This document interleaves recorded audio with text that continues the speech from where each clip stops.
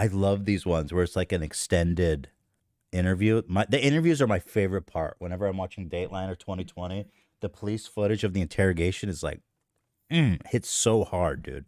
These are long though. Is there a good one you guys recommend? Oh wow, they don't make a lot. This is like high. This is high level here. Pretending to be crazy. Okay, here's the thing. This guy. Wait. Oh, it's a whole compilation. Okay, this guy. This is the dude that killed. I know he was a mass shooter. Which one did he do? But it goes pretending to be crazy. This man is crazy. He went to a school and killed a bunch of people. He's crazy. I don't think we need to debate it. This is the Parkland guy. So this guy is legit fucking crazy. I always think it's funny when we debate if mass shooters are like crazy or not. It's like, well, the crime kind of says it in itself, don't y'all think? He doesn't. You know what I'm saying? Somebody sane doesn't do that. Period. He killed kids. No, he's a fucking monster. I agree. He's not crazy. He's a monster. He's crazy, guys. All right, I'm gonna watch it then. Y'all think? I'm just saying. I find that concept funny. It's like he killed a bunch of kids. He's not sane. Not that it matters. I just think it's funny. I mean, I think he should be locked up forever. Don't get me wrong. I don't think he should get out because he's unwell. He's clearly like an extreme threat to society. He should never be let out. The case of Michael Rafferty. All right.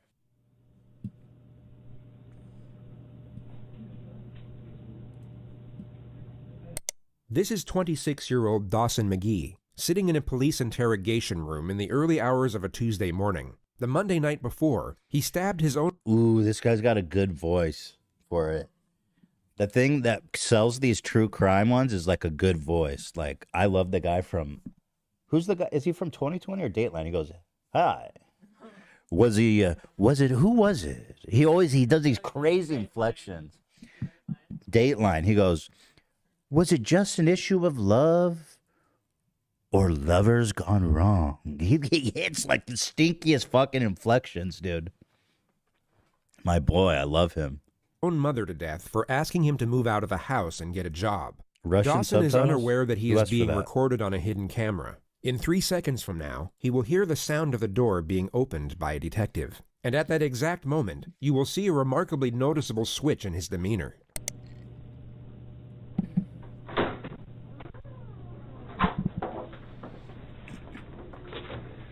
We've got something we want to talk to you about. But if these guys are so slick to like pretend to be crazy, they know there's a camera in there. Or maybe they don't. I don't know. Not everybody's watched as much true crime as me. I feel like I would never get caught for a crime, period, because of all the true crime I watched.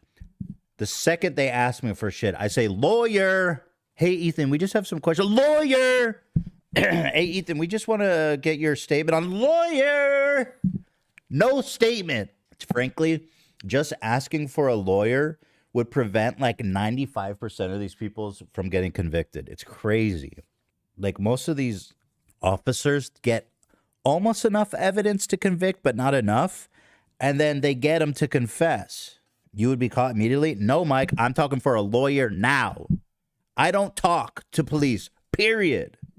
Lawyer. Now. I want to talk to you about what happened to your mom. What happened to my mom? Well, you tell me. People called me and said something happened at home to mom. They were very bad. Yeah, this guy's faking. But it's funny because, like, he's crazy. He killed his mom, and then he's sitting here faking being crazy, which is crazy. The act of faking it after killing someone is crazy. The dude is fucked up. It's like our definition of insane or whatever. It's just weird. What happened to my mom? What happened to my mommy? You? I was waiting for my brother and sister to tell me. Okay. But if he killed his mom, you know his mom probably... This is a big assumption. Don't get mad. But if a child kills their parents, there's a good chance that they fucking had it coming. 9 times out of 10. If you raise someone that wants, Hila says it's always they molested them or something. It's so true. Like if you raise a child that hates you enough to kill you, you kind of had it coming. Talking to a lawyer though, regardless. Ethan, that's awful. No, it's not. That's just a fucking observation based on empirical evidence. Sorry. Well, was your sister home this weekend? Wait, I'm supposed to have an attorney? It's an old-timey joke. Work with me. Well, that's up to you if you like one. But I mean, we'd like to talk to you. You're supposed to have an attorney. I would offer. This is gold, man. They didn't even have to do anything. They just show the police footage. It's just like, oh, I love police interrogation footage. It's so good, bro. It's so good. I'm going to ask for an attorney. Do you want to ask for an attorney? Yeah. Okay. It would come as no surprise that a judge deemed him fit to stand trial. A jury then found him legally sane, and he was sentenced to life in prison for the murder of his mother. I understand, like, there's this legal classification where if you can prove that you're insane, then you can't be held accountable. And so sometimes they'll either get a shorter sentence or they'll, you know, spend their days in a relatively cush compared to prison, like insane people for, you know, people like that. I don't even know what's the like polite way to, I call it an insane asylum. I'm sure that's not what they call it now. So I understand the desire to prove him to be fit for trial. But I agree this guy should go to jail forever, you know what I mean? So I'm not saying that.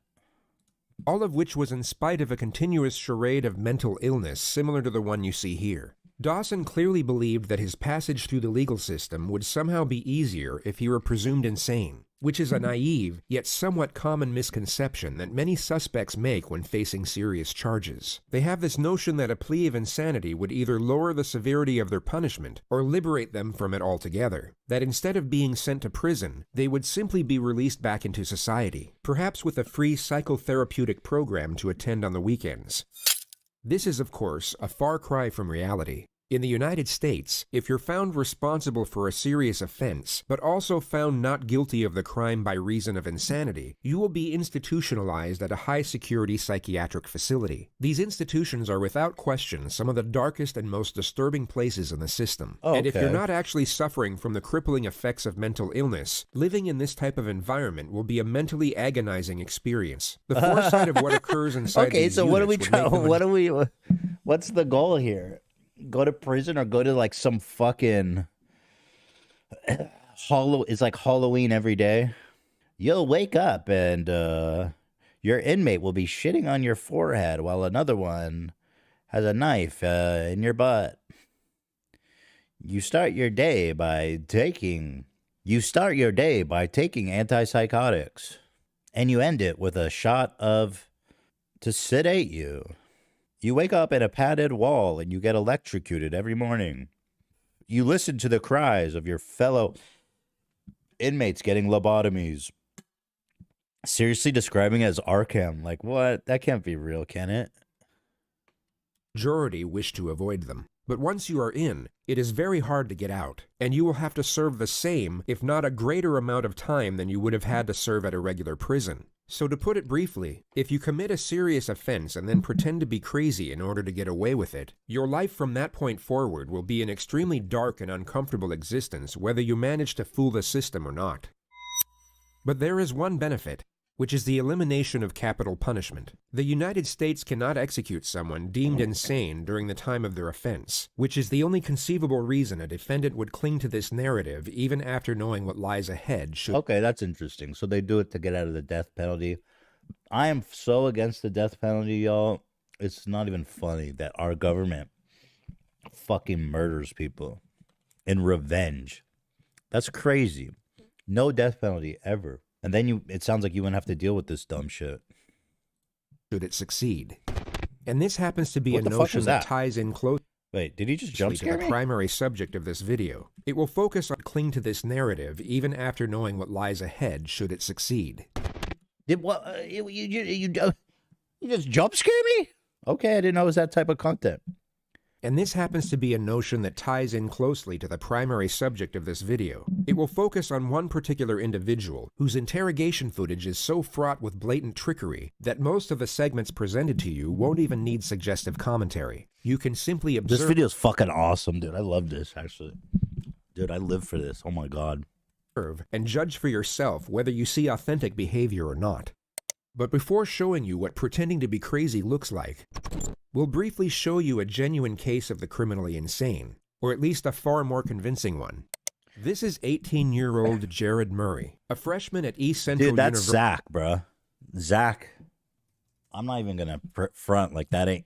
Zach really is Joker brain. University in Oklahoma. On a Wednesday evening in December, he asked fellow student Gennaro Sanchez for a ride to Walmart. Once they got there, Murray pulled out a handgun and made Gennaro drive to an isolated country road where he shot him twice in the head. He then attempted to hitchhike to Canada, but was soon apprehended by police on the side of the road. He immediately confessed to the crime once apprehended, and was then interrogated by the arresting officer. I went down to his dorm room and asked if I could be given a ride to Walmart in exchange for $20 gas money.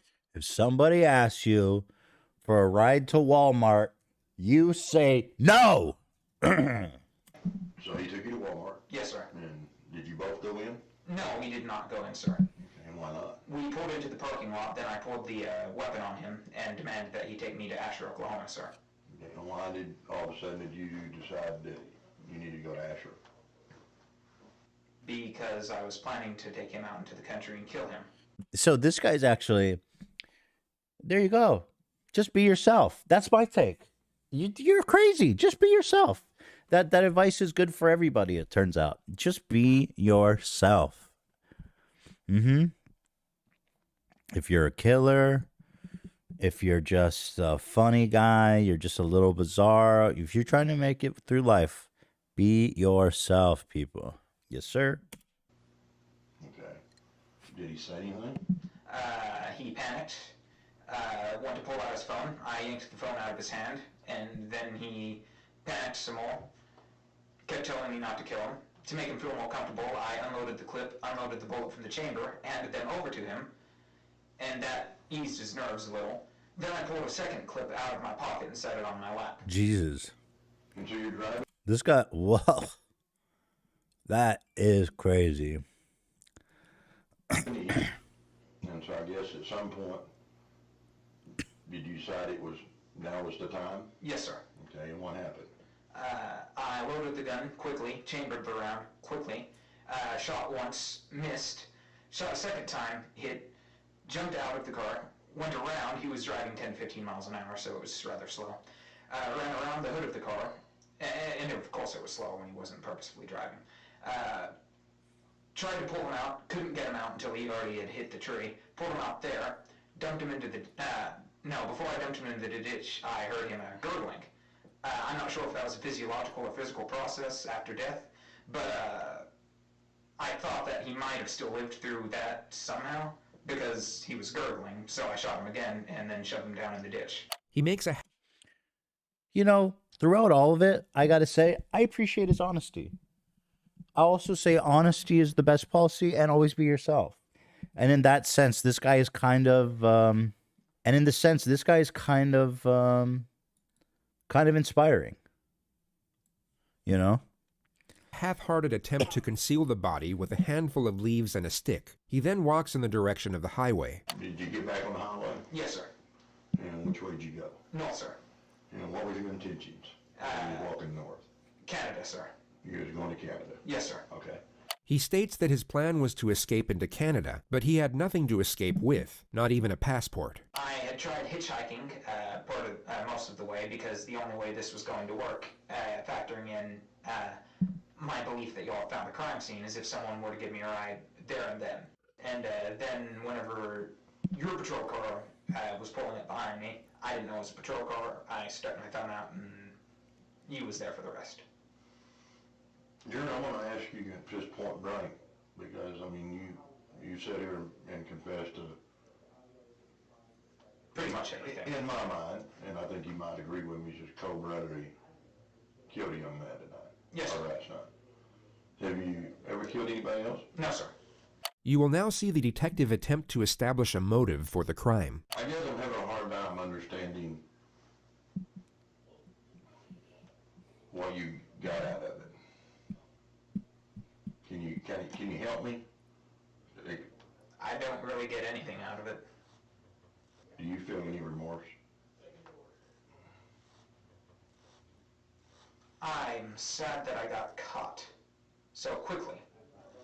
Tell me why I should believe you that there just was going to be one person that was going to suffer from your consequences of killing. You have no reason to believe me, sir.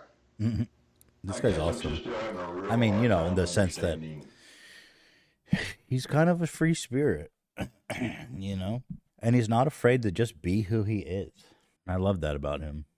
And this man just won himself a luxurious trip to a one-way trip to Arkham Asylum. Yeah, he's an honest king. Why? The detective fails to establish a solid motive for a further 2 minutes. The discussion eventually lands on the victim's long-term girlfriend.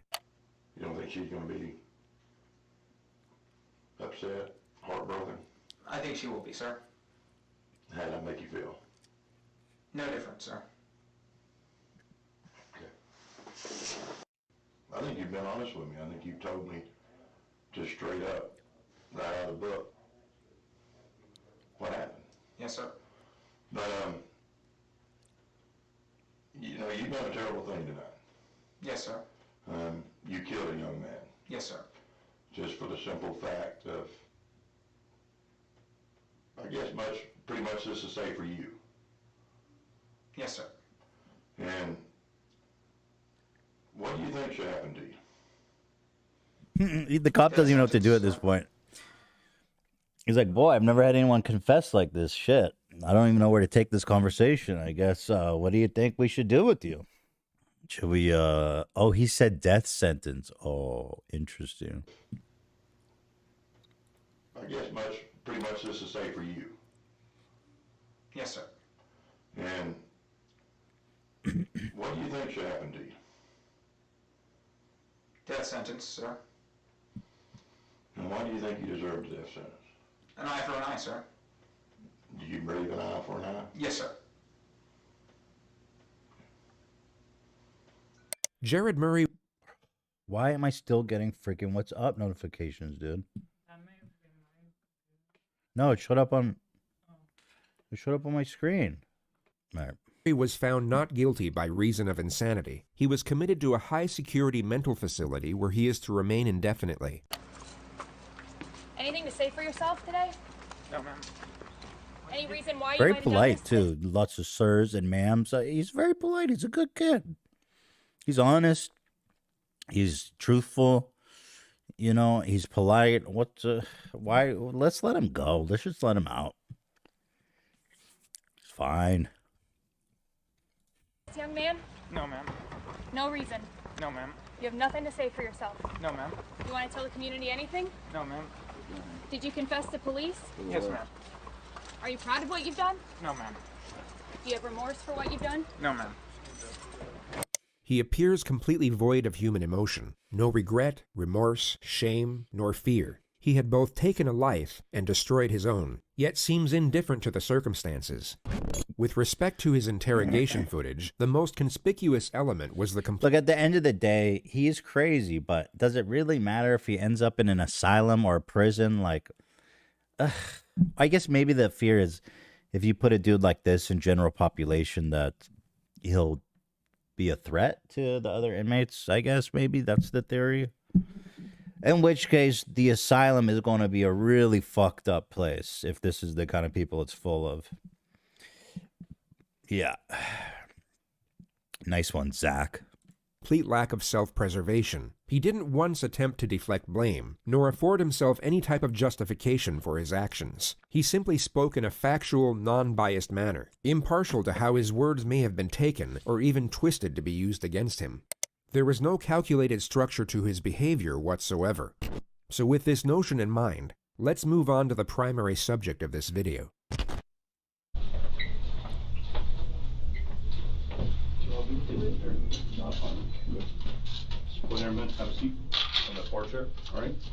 This guy is such a fucking animal, dude. This dude killed a bunch of kids, bro. Should his parents go to jail too? Like, I just find it so sick that this dude was. I mean, it happens all the time. These kids have this literal arsenal, and the parents don't know. You know, maybe the parents would take them more seriously if their ass was on the line too. Hands up a little bit. Have a seat. Spread your feet up.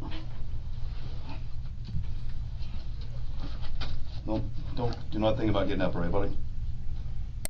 This is 19-year-old Nicholas Cruz, who 3 hours and 55 minutes prior to this moment murdered 17 people at his former high school in Parkland, Jeez, Florida. dude. Among the dead were 3 teachers and 14 students, the majority of whom were 14 years old. A further 17 students were seriously wounded during the massacre. The gunman dropped his rifle 7 minutes into the rampage and then blended in with the crowd as he ran out of the building. He was at large for 1 hour and 20 minutes, during which time he stopped off at a Subway and then a McDonald's, where he sat down and casually spoke to one of the victim's brothers. The student was unaware that his older sister had just been shot through the chest by the man sitting across the table. The description of the shooter was transmitted by police over the radio, which led to an officer identifying and arresting him on a street just 2 miles away from the school. He was taken to the nearest hospital and examined by a doctor for roughly 1 hour and 45 minutes. He was medically cleared and then transferred to the local sheriff's office, where he was subjected to interrogation. Do not think about getting up, all right, buddy?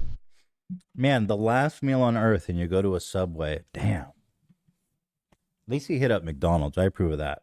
You know what I mean? Where would you go if it was your last meal on earth, Hila? Last fast food before you go to jail for life. McDonald's isn't too bad. Not great, though. Not great. Yeah, it has to be fast food. Hila says McDonald's, so okay. There you go. Good choice.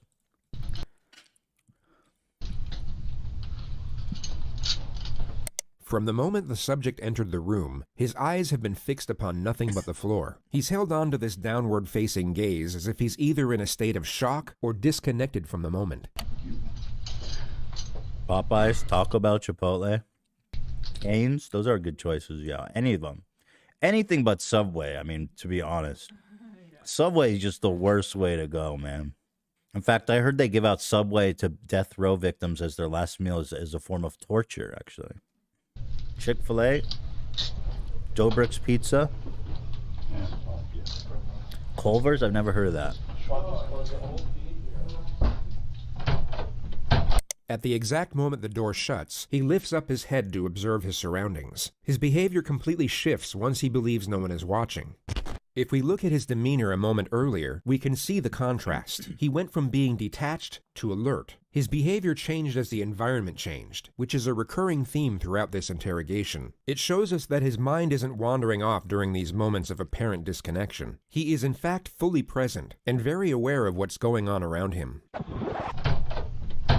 As he looks up, his eyes immediately lock onto the camera. He now knows he is still being watched, and his following gestures will resemble that of someone with suicidal tendencies.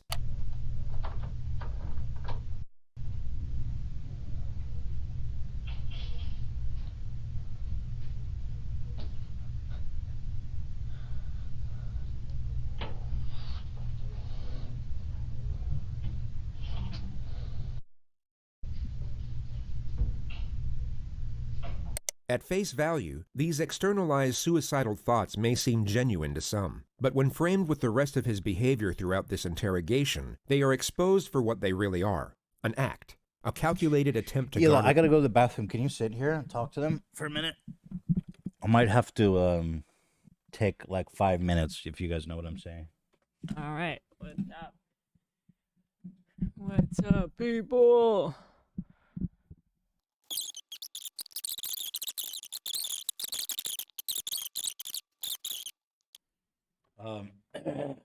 Sorry about that. I had to run to McDonald's real fast.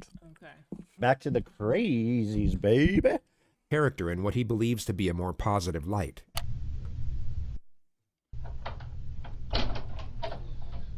right. How you doing, Nick? You all right? Gotta be able to speak so I can hear you. All right, I just need to ask you really your name and date of birth just to confirm I got it right, and then I'm gonna see you want a glass of water or something. What's your first name? This is a situation where the proof against the suspect is already conclusive. He is without question responsible for the crimes under investigation. It's funny because if he was just honest, then he probably would have got what he wanted, like the other dude before. Interesting. Making the pursuit of a confession Honesty is always the best policy. not essential. The police know he did it, but they need to know why he did it, which would already require a complex strategy in order to obtain the correct information. But the suspect's first recorded statements upon his arrest have now made the procedure considerably more difficult. What's going on today, bro? The demons, man. Demons? Voices. Yeah, no problem. Voices. Voices and demons? Where's the voices? What happened? Shut up. Just be quiet, man. Shut up. Demons, man. Voices. These two were... Isn't it interesting how these like mass shooters sometimes get handled with like way more care than like people who get stopped for traffic stops who get like beat to death? That's awesome, isn't it? Words have now forged the primary stratagem of his own interrogation, which is to cut through deception under the guise of supportive examination. The questions will be designed to lock him into a specific narrative about his alleged psychosis, while simultaneously giving him the impression that his responses are for his own benefit. Anything he says now can be used to refute any amendments he might come up with at a later stage. We all know that after this interrogation, he will have significantly more time to think, study, and even seek guidance from professionals about how the legal system interconnects with mental illness. Yet the majority of this forthcoming knowledge could be useless to him depending on what he says during these moments. The more details he gives away, the less options he will have for his defense later on. But pursuing this objective is complicated, as there are two very common scenarios for when this type of suspect gets interrogated. And just to be entirely clear, by this type of suspect, we mean someone who is 1. Pretending to be insane, and 2. Not fooling anyone. Their most common response is to simply shut down. They regress into total silence or some type of catatonic state, and the interrogation never gets off the ground. The other common response is the exact opposite. They erupt into hysteria or supposed delirium, and everything from that point forward becomes incoherent. The lead detective, John Curcio, must not allow either of these scenarios to transpire, and this makes the first 2 minutes absolutely crucial. He needs to create a positive first impression and resemble the furthest thing from a threat, while at the same time maintain a presence of authority. His temperament will be easygoing and non-confrontational, but also encouraging when extracting a response. His role at this moment is the ally. He needs to be liked, respected, but must not be feared. Not yet anyway. Going off the suspect's initial demeanor, the detective will know that he is far more likely to regress into a state of silence at this opening stage. And if he can prevent that from happening within the first 2 minutes, he is over the first obstacle. All right. How you doing, Nick? I just need to ask you really your name and date of birth just to confirm I got it right, and then I'm going to see you want a glass of water or something. What's your first name? Come on, Nick. Huh? Spell it for me. Okay. Come on, I'm old. You got to talk so I can hear you. N-I-K. O. L. Okay. A-S. And what's your middle name? Come on, man. Speak so I can hear you. Jacob. Jacob. J-A-C. What's your date of birth? Okay, you need to relax, because I'm the last detective or policeman you're going to have to talk to. So right off the bat, that should be somewhat comforting to you to know that I'm the last guy you got to talk to. But the thing about it is, look at me. I got to be able to hear you. Okay? So all I want to do is get basic information from you, and then we'll get into the, whether you want a glass of water, all that stuff. What's your date of birth? 09. January? 09. 09 September. The investigation team already know the answers to these basic questions. Their only purpose are to initiate a response, and their non-threatening nature make it more likely for the suspect to engage. They are essentially the opening wedge to get the two-way dialogue flowing. And although the suspect is still partially committed to his catatonic state, as we can clearly see, he is still responsive, making it unlikely for him to regress into complete silence from this point forward. Everything up to this moment has gone to plan. Dude, y'all are fucking demons. People are saying to put him on WikiFeet. Bro, that's insane. That's so fucking crazy. He should definitely be on WikiFeet, though. Fuck, that's crazy. People are saying boring. I don't know. I mean, it is interesting. Here, let me skip forward. Mother next, he instead focuses on it immediately to keep him engaged. People are saying this is what Twitch is like. Exactly. I'm just doing Twitch, you guys. All right. So, but you had, since your mom died, how long has your mom passed? I can't remember, I think. Okay. This November. year or last year? November. No. November? Okay. Okay. When your mom passed, were you living with her? Yes. Okay. What city was that? Parkland. Parkland? The subject drops the act and becomes more engaged in the conversation. The detective inquires further about his mother for roughly 3 minutes before shifting the discussion. It focuses mainly on the subject's background, and he first declares that he was depressed for the majority of his childhood. He then reveals his history of drug use, which consists of marijuana and Xanax. After that, he claims to have attempted suicide by alcohol poisoning 2 years ago, but in his own words, was able to sleep it off. He then states that he was employed at the Dollar Tree for the last 2 years working as a cashier. So you've been able to hold down a job for 2 years. That's pretty good, right? Yes. Other than Dollar Tree, where else did you ever work? Lawn mowing. What? Lawn mowing. Lawn mowing? Oh, okay. All right. When you tried to kill yourself with alcohol, your mom was still alive. What were you depressed about back then? Loneliness. Loneliness? Loneliness. Friends? No friends? Or what kind of loneliness? I mean, everybody gets lonely. Solitude. Solitude? You don't have a lot of friends? No. Okay. Today, when I say today, starting from last night when you went to bed to this morning, did you do any kind of drugs at all? Any Xanax, any marijuana, anything like that? No? Okay. The subject reveals that he has a biological brother whom he was adopted with. He then claims to have been making $1,200 a month at the Dollar Tree. The discussion now lands on what his aspirations were. All right, let me just do something, because half of you guys think it's boring, half of you guys think it's interesting. So let me just do this for you guys. Here's 10 hours of power washing. 7 hours, excuse me. Should be enough to cover us. I don't like how it's starting, though, dude. Okay, this is good. This is good. This is very good. Okay. When you weren't depressed, what did you want to be when you got out of school? Ranger. A ranger? An Army Ranger? Did you ever apply, fill out any paperwork to try to go to the Army? I took the odds and failed. Okay, why'd you fail? Because I was stupid. You what? I'm stupid. You're stupid? Okay, were you going to take it again? I was afraid to take it. Okay, but you had aspirations to do something with your life. You wanted to be that's a hell of a thing to want to be an Army Ranger. The discussion moves on to the subject's gun collection, which continues for roughly 4.5 minutes. The attack on the school is yet to be mentioned, but the last gun to now be discussed was his choice of weapon to commit the massacre. What made you choose out of all the guns to want to buy an AR-15? Cool looking. Cool looking? Okay. Now when you bought it, I mean, it was a legitimate purchase. They gave you a receipt and everything, right?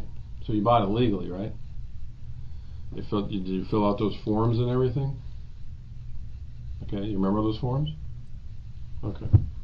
The detective now shifts the topic onto his former high school, the same place he carried out the attack.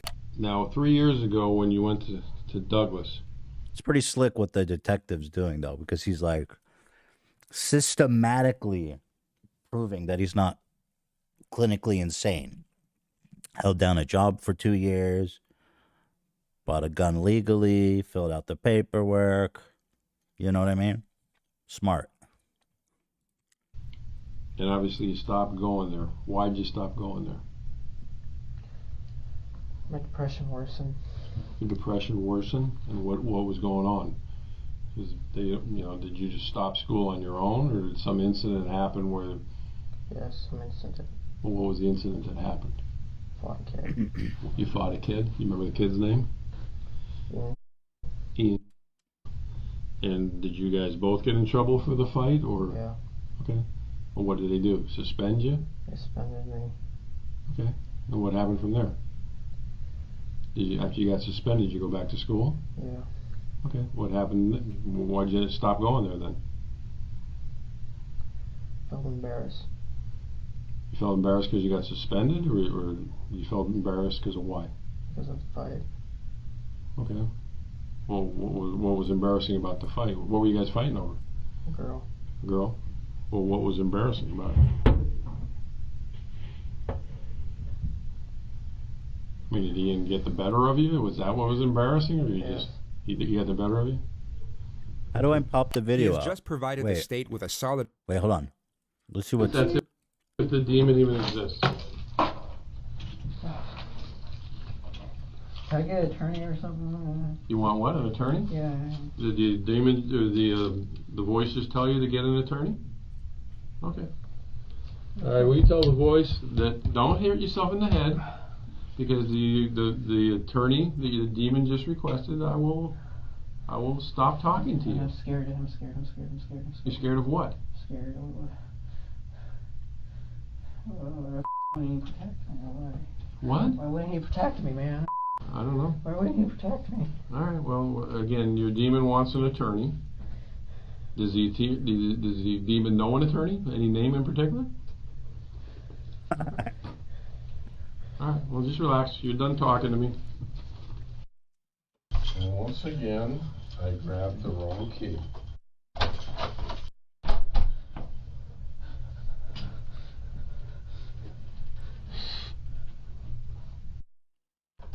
Band-Aid? All right, do me a favor. Stay seated. Put your hands, kind of sit forward in your chair. I'm going to put handcuffs behind you. Since you keep talking about hurting yourself. Hold on. Put your hand behind your back. No, not behind the chair. Behind your back. I don't want to make you that uncomfortable. Oh, why don't you want me to hurt myself? Because what did the demon say about me? I'm a nice guy. Oh, this is crazy. Oh, my eyes.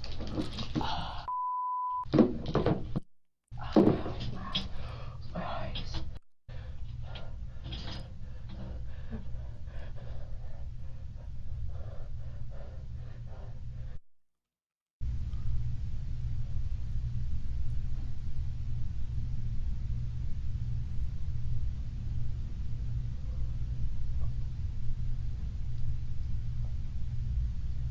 Nicholas Cruz was taken to the Broward County Jail, where he remains in isolation to this day. His trial date is yet to be scheduled. The 20-year-old has been held without bond since last year's mass shooting that left 17 people dead.